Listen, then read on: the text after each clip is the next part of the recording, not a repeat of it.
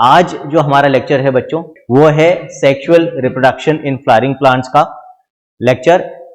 Last lecture में बच्चों pollination के बारे में हम बात कर रहे थे, फिर एजेंट्स ऑफ पॉलिनेशन के बारे में हमने बात करी थी, अबायोटिक फैक्टर्स और बायोटिक फैक्टर्स। अबायोटिक फैक्टर्स में विंड और वाटर पॉलिनेशन के बारे में बात करी थी, और बायोटिक फैक्टर्स में एनिमल्स के थ्रू जो पॉलिनेशन होता है, पर्टिकुलरली इंसेक्ट्स, उसमें मेजॉरिटी कंट्रीब्यूशन देते हैं, उसके बारे में हमने पूरी बात कर ली थी बच्चों।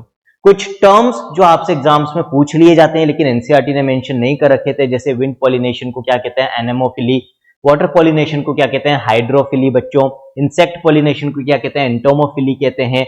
स्नेक्स के थ्रू पॉलिनेशन को ऑफियोफिली बच्चों हम कहते हैं।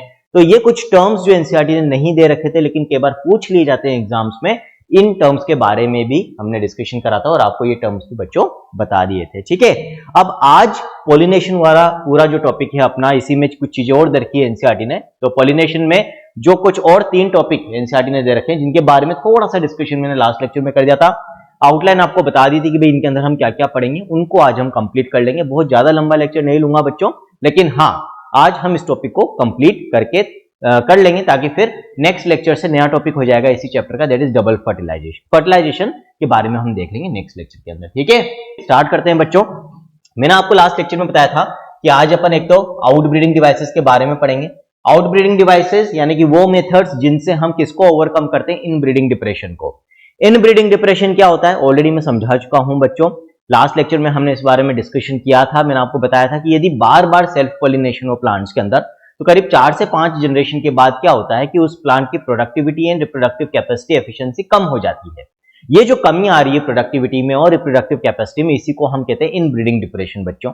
और इसको ओवरकम करने के जो तरीके होते हैं उनको हम कहते हैं आउटब्रीडिंग डिवाइसेस बच्चों। तो देखते हैं, पहले इसके बारे में बात करेंगे, फिर पॉलन पेस्टल इंटरेक्शन और फिर आर्टिफिशियल हाइब्रिडाइजेशन के बारे में हम डिस्कशन करेंगे। तो देखते हैं क्या है outbreeding devices. Majority of flowering plants produce hermaphrodite flowers and pollen grains are likely to come in contact with the stigma of the same flower। क्या कह रहा है ये पॉइंट यहाँ पर एनसीईआरटी का कि भाई जो ज्यादातर फ्लावरिंग प्लांट्स होते हैं उनमें हर्माफ्रोडाइट फ्लावर्स प्रोड्यूस होते हैं। और ये चीज आपने देखी भी होगी, बाइसेक्सुअल मोनोइशियस फ्लावर्स प्रोड्यूस होते हैं। जब आप अपने बगीचे में, गार्डन में या अपने जो पॉटेड प्लांट्स होते हैं बच्चों, फ्लावरिंग प्लांट्स, उनमें जब आप फ्लावर्स देखते होंगे तो आपने एक चीज गौर करी होगी कि ज्यादातर, मैं कह रहा हूं मेजोरिटी ऑफ फ्लावर्स में आपने देखा होगा कि स्टेमन्स और पिस्टल दोनों एक ही फ्लावर में आपको मिलेगी। यदि स्टेमन्स जो एंड्रोशियम को रिप्रेजेंट करते हैं यानी कि मेल रिप्रोडक्टिव ऑर्गन, और पिस्टल जो कि गायनोशियम यानी कि फीमेल रिप्रोडक्टिव स्ट्रक्चर को रिप्रेजेंट करते हैं, यदि दोनों एक ही फ्लावर में, तो उस फ्लावर को बच्चों हम क्या बोलेंगे, हर्माफ्रोडाइट बोलेंगे या बाइसेक्सुअल बोलेंगे, है ना। दोनों तरह के रिप्रोडक्टिव ऑर्गन्स उसमें हैं। और जब ऐसी कंडीशन होती है तो फिर ऑटोगेमी के चांसेस बढ़ जाते हैं। खुद के ही स्टेमन के एंथर से जो पॉलन ग्रेन्स रिलीज होंगे, क्योंकि स्टिग्मा बिल्कुल पास में है, सेम फ्लावर में है, तो उसके ऊपर शेड ऑफ होने के चांसेस ज्यादा रहते हैं, यानी कि सेल्फ पॉलिनेशन के चांसेस, ऑटोगेमी के चांसेस ज्यादा रहते हैं बच्चों। अब यदि ये self pollination, continued self pollination result in inbreeding depression, तो यदि ये सेल्फ पॉलिनेशन बार बार होता है, कंटिन्यूड लिखा है, करीब 4 से 5 जनरेशन तक लगातार होगा बच्चों, तो इसकी वजह से क्या होता है, इनब्रीडिंग डिप्रेशन होता है। इनब्रीडिंग डिप्रेशन का मीनिंग यहां पर एनसीईआरटी ने डिटेल में नहीं दे रखा है।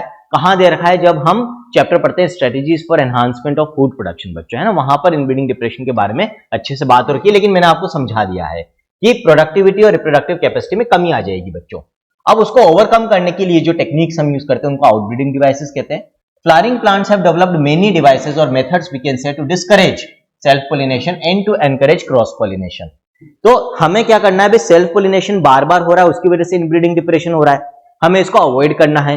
सेल्फ पॉलिनेशन का उल्टा क्या हो जाएगा, क्रॉस पॉलिनेशन। हम चाहेंगे कि किसी और फ्लावर के पॉलन ग्रेन्स आकर जो अपना फ्लावर है उसके स्टिग्मा पर लैंड करें और फर्टिलाइजेशन हो बच्चों।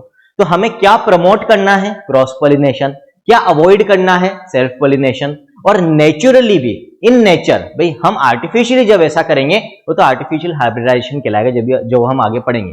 लेकिन नेचर ने भी, ऊपर वाले ने भी पौधों को, फ्लावरिंग प्लांट्स को कुछ ऐसे मैकेनिज्म्स दे रखे हैं, नेचुरल मैकेनिज्म्स दे रखे हैं, जिसकी मदद से वो क्या अवॉइड कर सकते हैं, नेचुरली, प्राकृतिक रूप से सेल्फ पॉलिनेशन को अवॉइड कर पाते हैं और क्रॉस पॉलिनेशन को प्रमोट कर पाते हैं बच्चों, ताकि इनब्रीडिंग डिप्रेशन नहीं हो। देखते हैं क्या वो नेचुरल मैकेनिज्म्स हैं।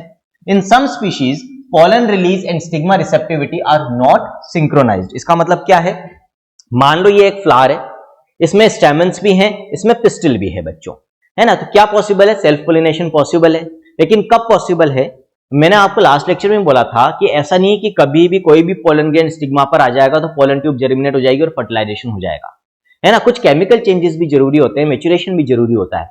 तो स्टिग्मा, स्टिग्मा किसका पार्ट है बच्चों? कार्पेल या पिस्टल, बोला था ना मैंने, ovary style stigma, female reproductive structure का पार्ट जहां पर पोलन ग्रेन्स लैंड करते हैं। तो स्टिग्मा हमेशा पोलन ग्रेन्स को एक्सेप्ट करने के लिए रेडी नहीं रहता बच्चों, है ना।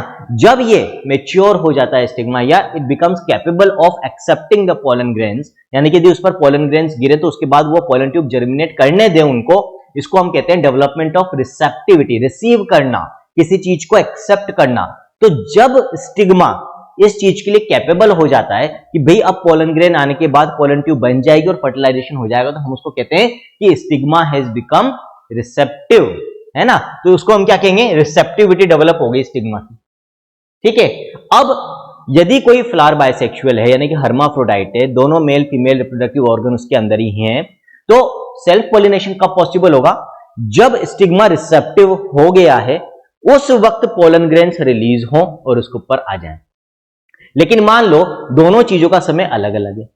जब इस फ्लावर में पोलन ग्रेन्स बन रहे हैं, यदि उस वक्त स्टिग्मा रिसेप्टिव नहीं है तो पोलन ग्रेन्स गिर भी जाएंगे स्टिग्मा के ऊपर, तो भी पोलन ट्यूब नहीं बनेगी। पोलन ट्यूब नहीं बनेगी तो मेल गेमेट्स ओवरी तक, ओव्यूल तक, एम्ब्रियो सेक तक, एग तक नहीं पहुंचेंगे। तो बाइसेक्सुअल होते हुए भी यहां पर सेल्फ पॉलिनेशन नहीं होगा। आई नहीं आई बात समझ में? क्लियर है ना। बहुत सिंपल वे में समझाया बच्चों, आई थिंक ये चीज समझ में आ जानी चाहिए। सिंक्रोनाइज का मतलब क्या होता है? एक साथ। तो यदि पोलन्स का रिलीज और स्टिग्मा रिसेप्टिविटी दोनों एक साथ डेवलप हो तो सेल्फ पॉलिनेशन होगा, नहीं तो नहीं होगा। तो नेचर क्या करती है, ये जो हर्माफ्रोडाइट फ्लावर्स होते हैं इनके अंदर इस चीज को सिंक्रोनाइज्ड नहीं करती है। यहां पर आपको नॉन सिंक्रोनी, अनसिंक्रोनी देखने को मिलेगी कि हाँ, जिस समय स्टिग्मा रिसेप्टिविटी है तो पोलन रिलीज नहीं हो रहा, जब पोलन रिलीज हो रहा है तो स्टिग्मा रिसेप्टिविटी नहीं है बच्चों, ठीक है। Either the pollen is released before the stigma becomes receptive और stigma becomes receptive much before the release of pollen। आया नहीं आया समझ में? क्लियर बच्चों, है ना। तो या तो पोलन पहले रिलीज हो जाएगा या फिर स्टिग्मा पहले रिसेप्टिव हो जाएगा, दोनों एक समय पर नहीं होंगे। जब तक दोनों एक समय पर नहीं होंगे तब तक सेल्फ पॉलिनेशन पॉसिबल नहीं होगा बच्चों, है ना। यहां तक कोई डाउट हो तो बेटा बता देना।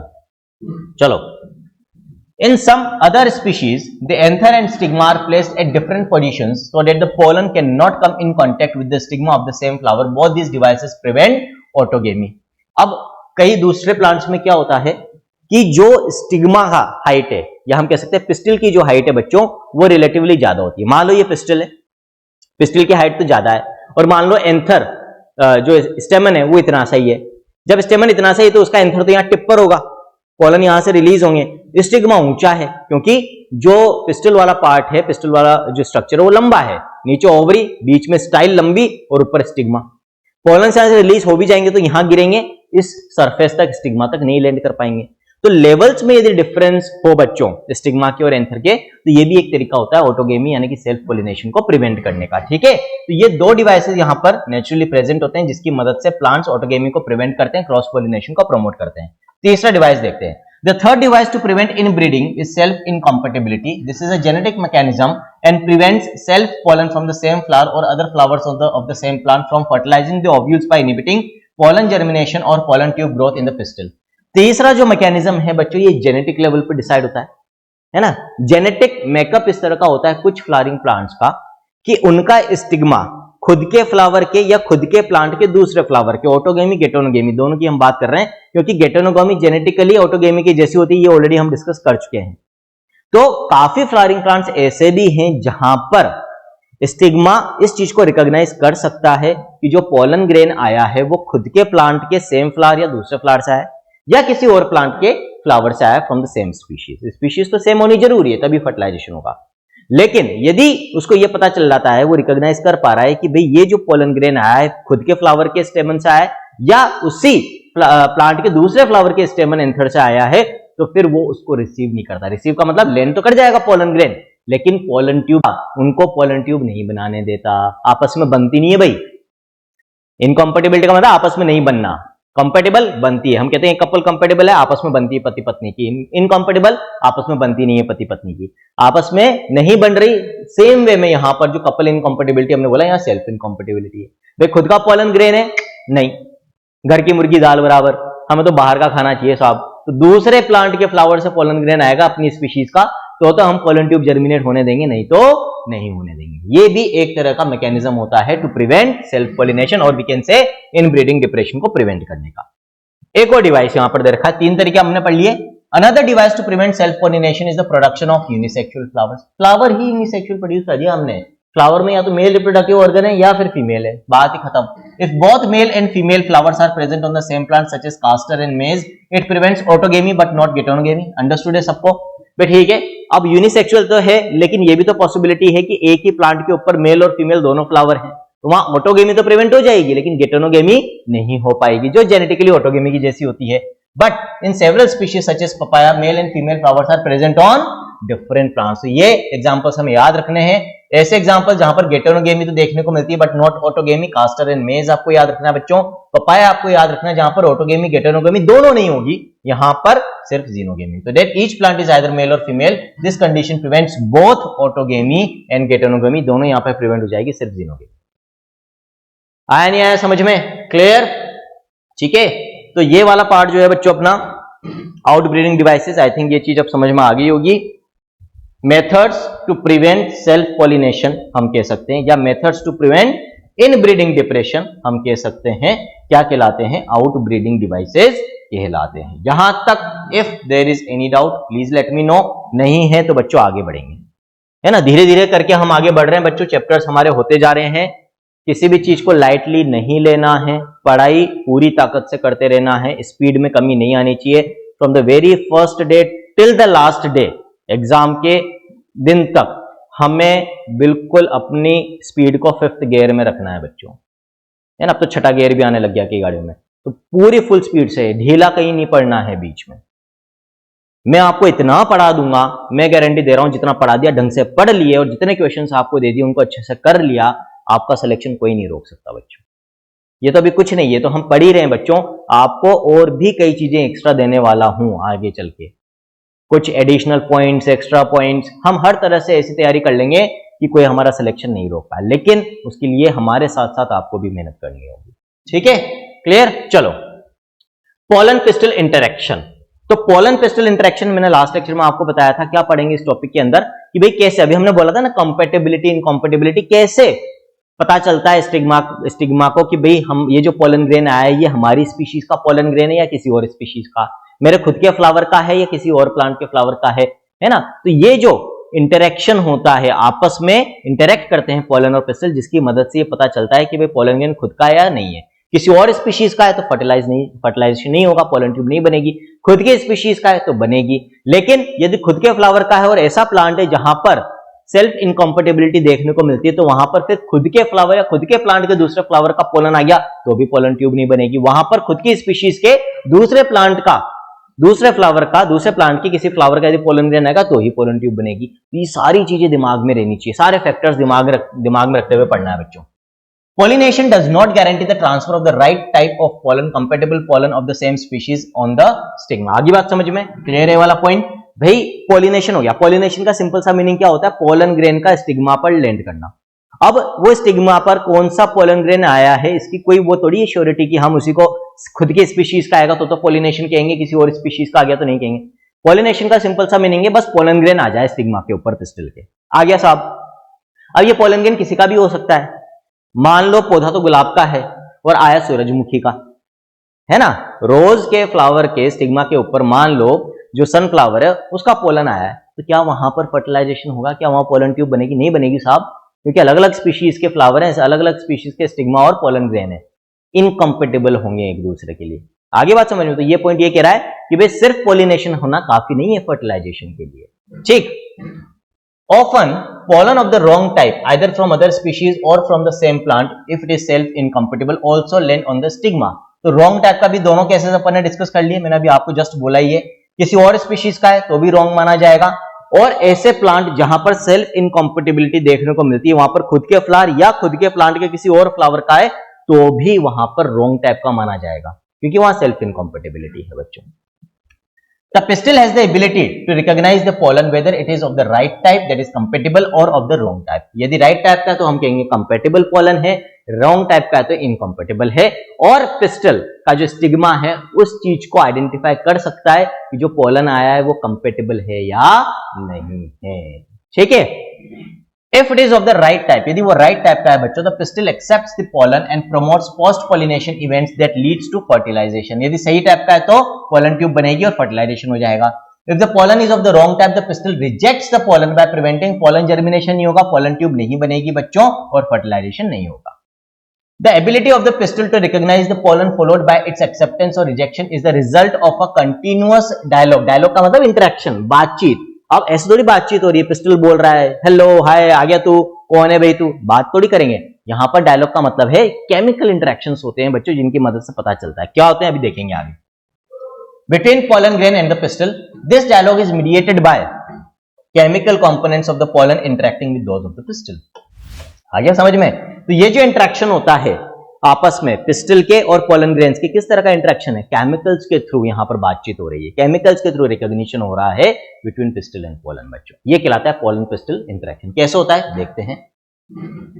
It is only in recent years that botanists have been able to identify some of the pollen and pistil components and the interactions leading to the recognition followed by acceptance or rejection. As mentioned earlier, following compatible pollination, the pollen grain germinates on the stigma to produce a pollen tube through one of the germ pores. Germ pores के बारे में हमने बात करी थी बच्चों, जो हमने pollen grain का स्ट्रक्चर पढ़ा था, वो पार्ट जहां पर स्पोरोपोलेन नहीं होता है, एक्साइन नहीं होता है बच्चों, है ना। अब यहां पर क्या बोल रही है एनसीईआरटी कि भाई ये जो केमिकल्स पार्टिसिपेट करते हैं in the interaction between pollen and pistil to identify right और रॉन्ग, कंपेटेबल और incompatible type of the pollen, इस इंटरेक्शन में जो केमिकल्स पार्टिसिपेट करते हैं उन केमिकल्स में से कुछ केमिकल्स के बारे में तो अब बॉटनिस्ट्स को, साइंटिस्ट्स को पता चला है, लेकिन अभी इस पर रिसर्च काफी ज्यादा चाहिए, रिसर्च जारी है और अभी तक हमें इस बारे में बहुत ज्यादा नॉलेज नहीं है कि कौन से केमिकल्स यहां पर पार्टिसिपेट करते हैं। तो बच्चों आगे यदि आप लोग रिसर्च फील्ड में भी जाना चाहो तो लिटरली बच्चों साइंस के अंदर इतनी सारी चीजें अनएक्सप्लोर्ड है, भर भर के, है ना, मतलब कोई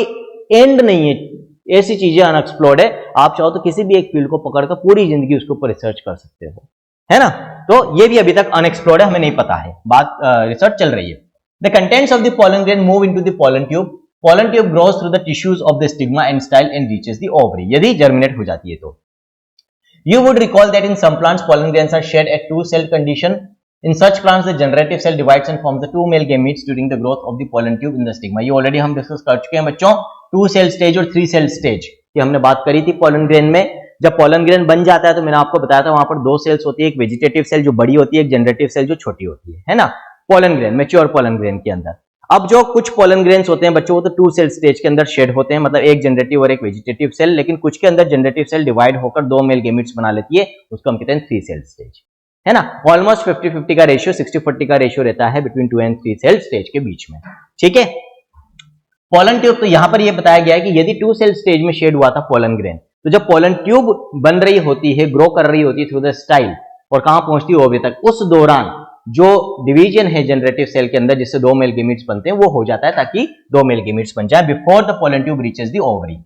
Pollen tube after reaching the ovary enters the ovule through the micropyle and then enters one of the synergids through the filiform apparatus. आगे बात मैंने आपको समझाया था, पूरा एग अपरेटस समझाया था। एग अपरेटस में हमने बात करी थी बच्चों 7 सेल होती है और 8 न्यूक्लिएटेड स्टेज होता है एग अपरेटस। एग अपरेटस में अपन ने पढ़ा था जो माइक्रोपाइलर एंड होता है, याद नहीं आ रहा हो तो मैं एक बार डायग्राम बना देता हूं। ये अपन ने बात करी थी बच्चों एग अपरेटस की, इसमें ये मान लो नीचे वाला माइक्रोपाइलर एंड है, तो माइक्रोपाइलर एंड पे हमने बोला था 2 सेल्स होती सिनर्जिड्स जिनमें फिंगर लाइक प्रोजेक्शंस होते हैं जिनको हम कहते हैं फिलीफॉर्म अपरेटस, और एक सेल होती है बच्चों एग सेल यानी कि फीमेल गेमीट, है ना।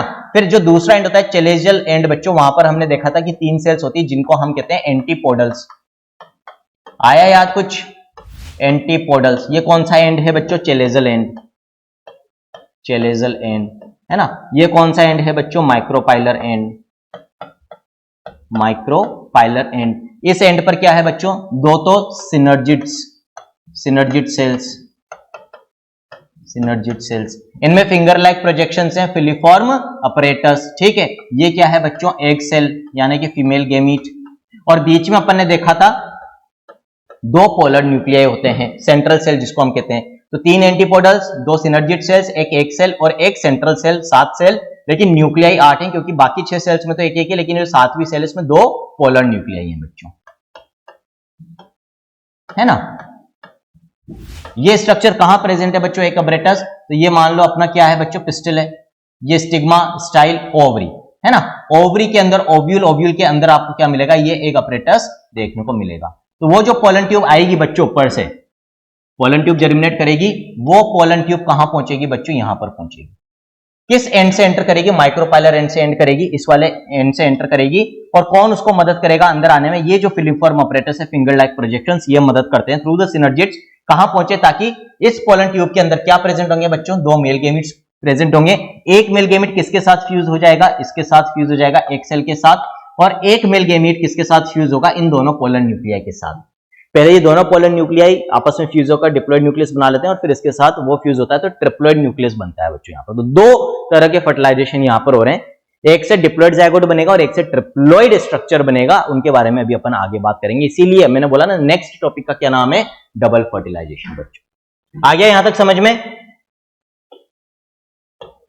चलो, है ना। तो सिनर्जिड्स के थ्रू फिलिफॉर्म अपरेटस की मदद से एंटर करेगी pollen tube. Many recent studies have shown that filiform apparatus present at the micropylar part of the synergids guides the entry of the pollen tube, में मदद करते हैं filiform apparatus. All these events from pollen deposition on the stigma until pollen tube enters the ovule are together referred to as pollen pistil interaction। तो ये जो पूरा interaction हो रहा है बिटवीन पोलन पिस्टल, जिसकी मदद से पहला आइडेंटिफिकेशन होता है, फिर पोलन ट्यूब बनती है और फिर मेल गेमीट्स एग अपरेटस के अंदर पहुंचते हैं, इसी को हम पोलन पिस्टल इंटरेक्शन कहते हैं बच्चों। Pollen pistil interaction is a dynamic process involving pollen recognition followed by promotion और inhibition of the pollen। Question बन सकता है, एक वर्ड चेंज कर देंगे, असर्शन रीजन में आ सकता है। डायनेमिक को मान लो स्टैटिक कर दिया, तो ध्यान रखना it is a dynamic process, लगातार चीजें हो रही है ना। डायनेमिक जहां पर चीजें लगातार चलती फिरती है, रुकी हुई नहीं है ना। स्टैटिक का उल्टा है, तो डायनेमिक प्रोसेस है, याद रखना ये term. The knowledge gained in this area would help the plant breeder in manipulating pollen pistil interaction even in the incompatible pollinations to get desired half-reach। यदि हमें यह पता चल रहा है कि भाई जो कंपेटेबिलिटी और इनकम्पेटेबिलिटी होती है उसमें कौन से केमिकल्स पार्टिसिपेट करते हैं, तो उस नॉलेज की मदद से हम इनकम्पेटेबल पोलन पिस्टल्स को भी कंपेटेबल बना सकते हैं, जिससे हम चाहेंगे तो जो इनकम्पेटेबल पोलन और पिस्टल्स हैं उनके बीच में भी फर्टिलाइजेशन करवा देंगे, इंटरेक्शन करवा देंगे, हाइब्रिडाइजेशन करवा देंगे। अलग अलग कैरेक्टर के प्लांट्स के बीच में हम हाइब्रिडाइजेशन करवा सकते हैं, इसीलिए ये एरिया ऑफ रिसर्च बहुत इंपॉर्टेंट है बच्चों, ठीक है। You can easily study pollen germination by dusting some pollen from flowers such as peach, chickpea, Crotalaria, balsam and minca on a glass slide containing a drop of sugar solution about 10%. After about 15 to 30 minutes, observe the slide under the low power lens of the microscope. You are likely to see pollen tubes coming out of the pollen grains। यदि आपको pollen tube देखनी हो कैसे बनती है, कैसी होती है, आप क्या कर सकते हो, किसी भी फ्लावर के आप pollen grains लें, एक ग्लास स्लाइड के ऊपर रखें, 10% शुगर सॉल्यूशन उसके ऊपर डालें बच्चों, 15-20 मिनट में यदि आप उसको लो पावर माइक्रोस्कोप में देखेंगे तो आपको पोलन ट्यूब दिख जाएगी, ठीक है। तो this was pollen pistol interaction. आज के लेक्चर का बच्चों लास्ट टॉपिक आर्टिफिशियल हाइब्रिडाइजेशन, देख लेते हैं क्या होता है। अब अभी तक जो अपन ने 2 चीजें पढ़ी बच्चों, यहां पर पोलन पिस्टल इंटरेक्शन अपन ने पढ़ा और आउटब्रीडिंग डिवाइसेस पढ़े, ये दोनों नेचुरल थे, नेचुरली जो चीजें हो रही थी, प्राकृतिक मैकेनिज्म्स, नेचुरल मैकेनिज्म थे। आर्टिफिशियल हाइब्रिडाइजेशन नाम में ही आर्टिफिशियल है, मेन मेड, मतलब जहां पर मेन ह्यूमन इंटरफेरेंस आ गया, हम जानबूझकर कर रहे हैं कोई चीज, आर्टिफिशियली कर रहे हैं। हाइब्रिडाइजेशन आपको पता है फर्टिलाइजेशन एक तरीके से, है ना। तो जहां पर फर्टिलाइजेशन हमारी इंटरफेरेंस के थ्रू हो रहा है, हम जानबूझकर 2 अलग अलग स्पीशीज भी हो सकती है, रिलेटेड स्पीशीज भी हो सकती है, सेम स्पीशीज के अलग अलग प्लांट्स के फ्लावर से जेनेटिकली डिफरेंट पोलन और पिस्टल भी हो सकते हैं, ऐसा कुछ हाइब्रिडाइजेशन करा रहे हैं तो वो कहलाएगा आर्टिफिशियल हाइब्रिडाइजेशन। देखते हैं बच्चों, A breeder is interested in crossing different species and often genera to combine desirable characters to produce commercially superior varieties। तो भाई शुरुआत से इंसान की आदत रही है कि भाई जो प्राकृतिक रूप से हो रहा है उसमें संतुष्ट नहीं होता है ना, उसमें उसको सेटिस्फेक्शन नहीं मिलता, उसकी हमेशा इच्छा रहती है कि यार लाल गुलाब ही क्यों, मैं तो काला गुलाब भी बनाऊंगा, मैं तो सफेद गुलाब भी बनाऊंगा, मैं तो मल्टी कलर गुलाब भी बनाऊंगा, है ना। और उसके लिए क्या करता रहा है, वो हाइब्रिडाइजेशन एक्सपेरिमेंट करता रहा है, अलग अलग स्पीशीज के प्लांट्स के बीच में क्रॉसिंग करवाता रहा है बच्चों, है ना। वो सब कैसे, वो सारी चीजें किसमें आएगी, आर्टिफिशियल हाइब्रिडाइजेशन के अंदर। Artificial hybridization is one of the major approaches of crop improvement programme. In such crossing experiments, it is important to make sure that only the desired pollen grains are used for pollination and the stigma is protected from contamination from unwanted pollen. This is achieved by emasculation and bagging techniques। कुछ भी नहीं है, ये आप genetics में भी पढ़ते हो बच्चों, जब हम मेंडलिज्म पढ़ेंगे वहां पर इमैस्कुलेशन एंड बेगिंग टेक्निक पढ़ेंगे, क्योंकि एक्चुअली मेंडल ने भी क्या करा था, मेंडल का जो एक्सपेरिमेंट था that was an artificial hybridization experiment, एक तरीके से हम कह सकते हैं। और उस एक्सपेरिमेंट के अंदर मेंडल ने भी सेलेक्टिव हाइब्रिडाइजेशन, क्योंकि उसको करना था, सेलेक्टिव ब्रीडिंग करनी थी, इसके लिए उसने इमैस्कुलेशन एंड बेगिंग टेक्निक का यूज किया था। क्या करते हैं बच्चों इमैस्कुलेशन एंड बेगिंग टेक्निक के अंदर, समझते हैं, बहुत सिंपल से एग्जांपल से समझेंगे। मान लो ये कोई फ्लावर है बच्चों, है ना, सेपल्स पेटल्स है ना, ये हर्माफ्रोडाइट फ्लावर है मान लो, इसके अंदर बीच में तो क्या है, पिस्टल है बच्चों, है ना, और ये क्या है, स्टेमन्स है। आगे बात समझ में, ठीक है। अब हम ये चाहते हैं कि इस फ्लावर के स्टिग्मा के ऊपर सिर्फ जो पोलन हम खुद शेड करें, लाकर खुद यहां पर छिड़क दें, वही पोलन आने चाहिए, कोई दूसरा पोलन यहां पर नहीं आना चाहिए। तो सबसे पहले तो हमें क्या करना होगा, इसके खुद के फ्लावर के जो स्टेमन्स हैं, क्योंकि इन एंथर्स के अंदर जो पोलन्स होंगे वो भी तो यहां पर आ सकते हैं, तो सबसे पहले तो इनको हटाना है। तो हम क्या करेंगे, सबसे पहले इनको हटा देंगे, स्टेमन्स को इस फ्लावर में से प्लग करके अलग कर देंगे। तो जब इसको हम प्लग करके अलग कर रहे हैं बच्चों, सॉरी,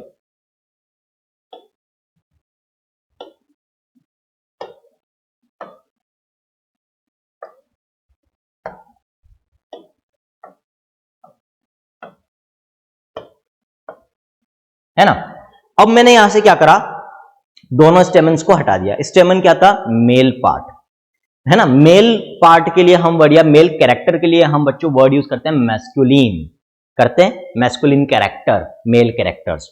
अब मैंने क्योंकि मेल पार्ट हटा दिया, यहां से स्टेमन हटा दिया, तो मैं क्या कहूंगा, मैंने इस फ्लावर में इमैस्कुलेशन कर दिया है। क्या कर दिया है, इमैस्कुलेशन कर दिया है। आया यहां तक समझ में, कर दिया इमैस्कुलेशन, है ना। तो क्या टेक्निक बोली थी हमने, emasculation and begging technique, emasculation and begging technique. Emasculation कर दिया, अब बेगिंग का क्या मतलब है।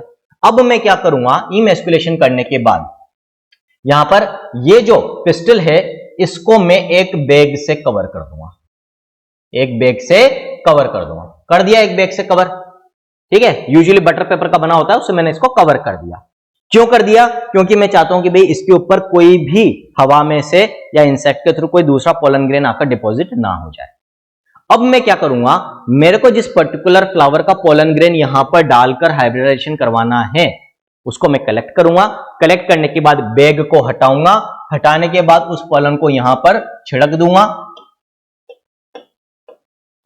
है ना, छिड़क दिया, और छिड़कने के बाद वापस से इस बैग को लगा दूंगा।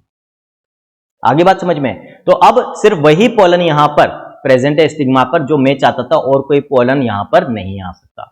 ये आर्टिफिशियल हाइब्रिडाइजेशन के अंदर इमैस्कुलेशन एंड बेगिंग टेक्निक कहलाती है, जो मेंडल ने भी फॉलो करी थी बच्चों। आई बात समझ में, अनीसा क्लियर है चीजें, ठीक है। तो if the female parent, if the female parent bears bisexual flowers, removal of anthers from the flower bud before the anther dehisces using a pair of forceps is necessary. This step is referred to as emasculation। कर देंगे, पहले anther स्टेमन को हटा देंगे। Emasculated flowers have to be covered with a bag of stable size, generally made up of butter paper, to prevent contamination of its stigma with unwanted pollen। नहीं आया इसलिए हम पहले बैग से कवर कर देंगे, उसको कहेंगे बैगिंग बच्चों। When the stigma of the baked flower attains receptivity, जब पिस्टल रिसेप्टिव हो जाएगा, क्योंकि जब तक रिसेप्टिव नहीं होगा पोलन डाल भी दोगे तो पोलन ट्यूब बनेगी नहीं, तो जब रिसेप्टिव हो जाता है तो हम क्या करते हैं, mature pollen grains collected from anthers of the male parent, जो भी हमें डालने हैं वो डस्ट करेंगे यहां पर, and the flowers are rebagged and the fruits allowed to develop. If the female parent produces unisexual flower there is no need for emasculation. मान लो ऑलरेडी यूनिसेक्सुअल फ्लावर प्रोड्यूस होता है तो फिर वहां पर इमैस्कुलेशन की जरूरत ही नहीं है, फीमेल फ्लावर में सिर्फ पिस्टिल ही होगा, स्टेमन्स और एंथर होंगे ही नहीं, तो वहां पर सिर्फ बेगिंग की जरूरत पड़ती है। जब तक पोलन नहीं डाल रहे, रिसेप्टिव नहीं बन रहा पिस्टल, तब तक बेगिंग करके रखो। जब मैच्योर हो जाए पोलन ग्रेन और स्टिग्मा रिसेप्टिव हो जाए तो पोलन ग्रेन्स को छिड़क दो, बेग हटा के वापस से बेग लगा दो, है ना। The female flower buds are bagged before the flowers open. When the stigma becomes receptive, pollination is carried out using the desired pollen and the flower is rebagged, है ना। तो बच्चों यहां तक कोई भी डाउट हो, you can let me no, पूछ सकते हो बच्चों।